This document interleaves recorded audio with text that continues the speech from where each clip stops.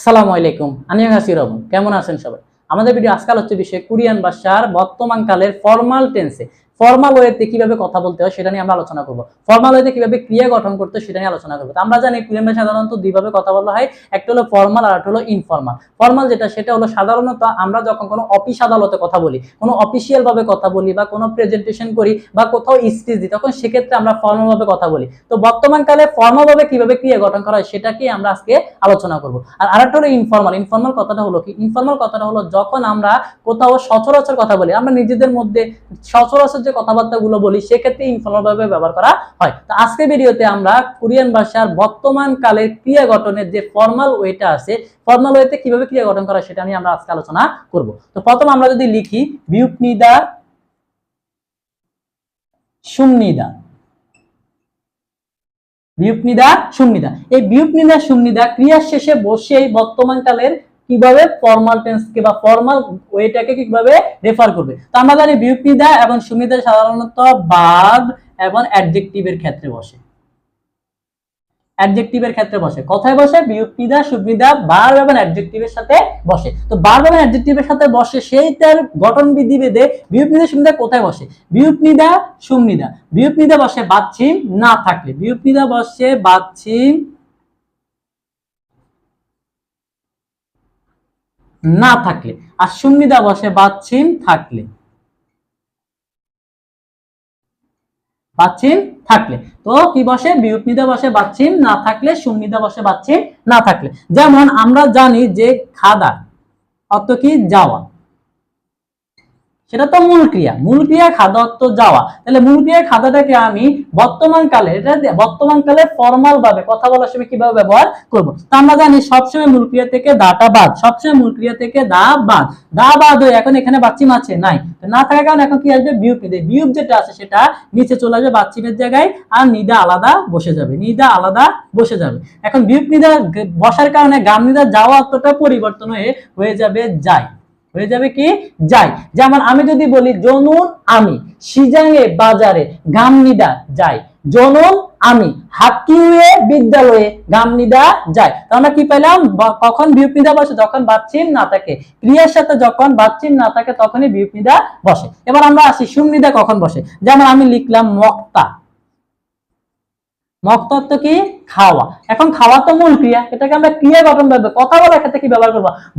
যখন আমি বলবো আমি ভাত খাই, তখন ক্ষেত্রে মক্তাটা কি হবে? মূল ক্রিয়া থেকে দা বাদ হয়ে যাবে। আমরা জানি সবসময় মূল ক্রিয়া থেকে দা বাদ হয়ে ক্রিয়া গঠন করার সময়, তখন সেক্ষেত্রে কি কি আছে? বাচ্চিম আছে। তো বাচ্চিম থাকলে কি হবে? সুমনিদা বসবে। এখন আমি কি বসালাম? সুমনিদা। এখন খাওয়াটা হয়ে যাবে কি? খাই। খাওয়াটা হয়ে যাবে কি? খাই। হবে কি? জনুন আমি বাবুল বাদ মকসুমনিদা খাই, আমি বাদ খাই।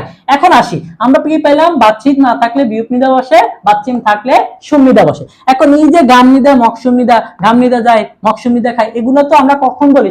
যখন আমরা উত্তর দিই। কোথাও যখন কথা বলার কেউ কোনো প্রশ্ন করলে সেই প্রশ্নের উত্তর দিতে গেলে আমরা সাধারণত কি ব্যবহার করি?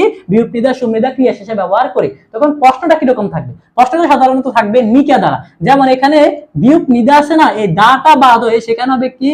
কা। সেখানে হবে কি? কা। একইভাবে এখানেও দা বাদ হয়ে সেখানে কি হবে? কা। সেখানেও কি হবে? কা।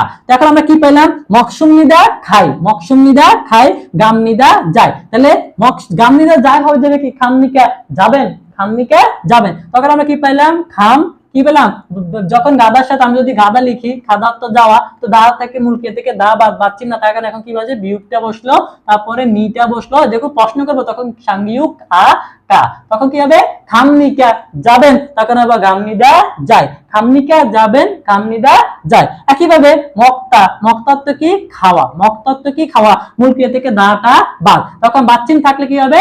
সুমনি, সুমনিদা। তো আমি এখানে সুম লিখলাম, তারপরে নি লিখলাম। এখন লেখার পরে এখন আমাদের দা হবে না, যদি প্রশ্ন করবো তখন সেক্ষেত্রে ব্যবহার করতে হবে কি? কা। লিখতে হবে কি? কা। সুমনিকা, মকসুমনিকা খাবেন, তাহলে মকসুমনিদা খাই। মকসুমনিকা প্রশ্ন করছে খাবেন, মকসুমনিদা খাই। তাহলে আমরা এখান থেকে কি বুঝলাম? ফর্মাল ওয়েতে, ফর্মাল পরিবেশে যখন বর্তমান কালে ক্রিয়া গঠন করার ক্ষেত্রে আমরা প্রশ্ন করব তখন সেক্ষেত্রে বিয়োগনিকা বা শূন্যিকা ব্যবহার করা হবে। তো বিয়োগনিকা কখন বসে? বাচ্চিহ্ন না থাকলে বিয়োগনিকা, আর বাচ্চিহ্ন থাকলে শূন্যিকা দিয়ে প্রশ্ন করা হবে। ঠিক একইভাবে আমরা বিয়োগনিদা শূন্যিকা দিয়ে এই নিকা দ্বারা প্রশ্ন করলে বিয়োগনিদা শূন্যিকা দ্বারা কি করব? উত্তরটা দেব। তো বাচ্চিহ্ন না থাকলে আমাদের হবে বিয়োগনিদা, বাচ্চিহ্ন থাকলে হবে শূন্যিদা। এখন আমরা আসি ইরেগুলার ক্রিয়ার ক্ষেত্রে আমরা কি করব? ইরেগুলার ক্রিয়া কোনটা? যেমন আমরা জানি রিউল একটা অনিয়মিত ক্রিয়া। যেমন আমি যদি লিখি মান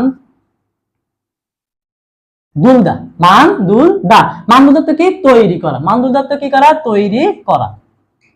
এখন তৈরি করা, এই যে মানদুলদা শব্দটা আছে, এই শব্দটাকে আমি মানদুলদাকে কি করব? তৈরি করা থেকে তৈরি করি, তৈরি করি। তাহলে কি হবে? আমরা জানি মূল ক্রিয়া থেকে দা বাদ, মূল ক্রিয়া থেকে দা বাদ। এখন দা বাদ হওয়ার পরে মানদুলদাতে এখন তো রিউলটা তো আছে, যেহেতু বাচ্চিম আছে, তখন আমাদের কি হতো?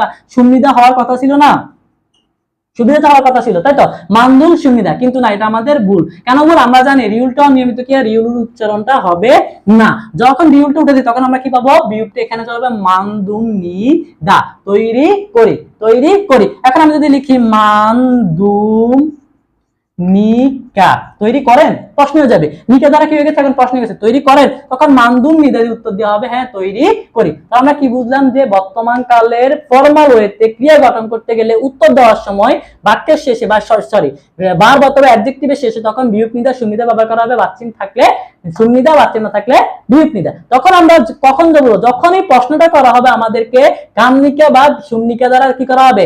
বিয়োগ নিকা বা শূন্যিকা দ্বারা যখন প্রশ্ন করা হবে তখন আমরা বিয়োগ নিদা বা শূন্যিকা দ্বারা উত্তর দেব। কোন পরিবেশে? ফর্মাল পরিবেশে। তো আমাদের ভিডিও আজকে পর্যন্ত। ইনশাআল্লাহ পরবর্তী ভিডিওতে আমরা কোরিয়ান ভাষার যে বর্তমান কালের ইনফর্মাল পরিবেশে বা ইনফর্মাল ওয়েতে যে ক্রিয়া গঠন আছে বা বাক্য গঠন আছে সেটা নিয়ে আমরা আলোচনা করব। আজকে ভিডিও এই পর্যন্ত। ইনশাআল্লাহ পরের ভিডিওতে দেখা হবে। আসসালামু আলাইকুম, আল্লাহ হাফেজ।